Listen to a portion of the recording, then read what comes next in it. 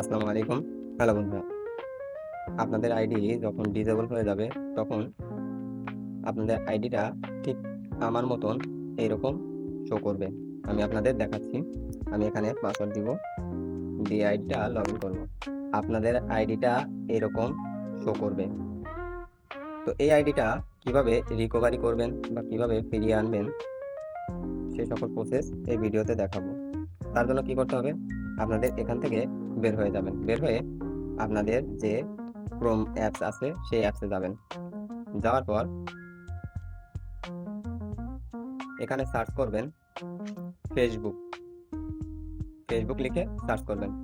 Search করার পর দেখবেন আপনাদের এই জায়গাতে লেখা আসবে কনফার্ম ইওর আইডেন্টিফাই বা আইডি, আর না হলে এখানে পুনরায় আবার লগ ইন করবেন। তো আমি কনফার্ম ইওর আইডেন্টি এখানে টাচ করলাম। তো আমার কাছে এরকম টপ আপ আসবে।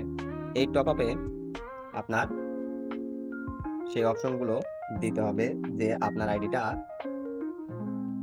কিভাবে আপনার রিয়েল নাকি ফেক। তার জন্য আপনার এনআইডি কার্ড বা পাসপোর্ট বা আপনার স্টুডেন্ট আইডি, এরকম অনেক আইডি কার্ড আছে যেগুলো সাবমিট করতে হয়, জন্ম সনদের কার্ড। তো আমি এনআইডি কার্ডটা এখানে সাবমিট করব। তার জন্য আমি এই জায়গাতে টাচ করব। তারা এখানে আপলোড ইওর আইডি এখানে কিন্তু দিয়ে দিয়েছে। তো আমি এখানে টাচ করব।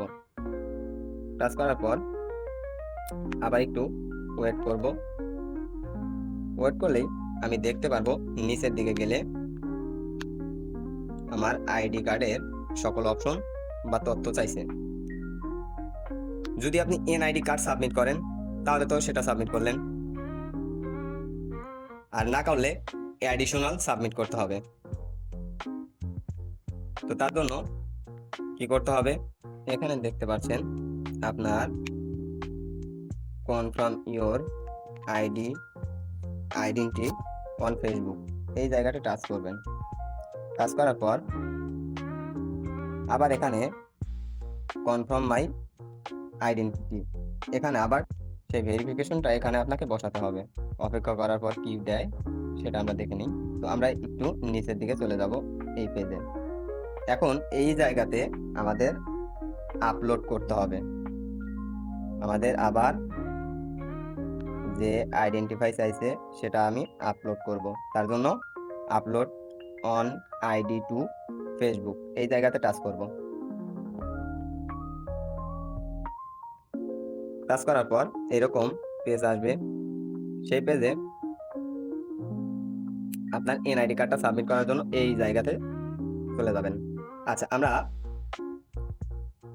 ওখানে আইডি কার্ড সাবমিট করলাম এবং এই জায়গাতে আমাদের অ্যাডিশনাল দিতে হবে। অ্যাডিশনালটা কিভাবে লিখবো সেটা আমি ভিডিও শেষে অ্যাডিশনালটা দিয়ে দিব, সেখান থেকে কপি করে নেবেন।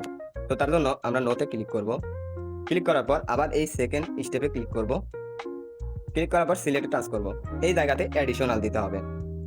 তো আমি অ্যাডিশনালটা আগে থেকেই বানিয়ে রেখেছি, আপনারা ভিডিও শেষে সেখান থেকে কপি করে নেবেন। আমি কিন্তু এখন অ্যাডিশনালটা পেস্ট করে দিলাম এবং সাবমিট করে দিব। আমার কিন্তু সাবমিট হয়ে গেছে। সেম ভাবে পরপর ব্যাগে যাবেন, আবার সেখানে টাচ করবেন, আবার সেম ভাবে আপনি রিপোর্টটি করবেন। এভাবে 3 বার রিপোর্ট করলেই আপনার আইডিটি 6 ঘন্টা বা 12 ঘন্টার মধ্যে ব্যাক চলে আসবে।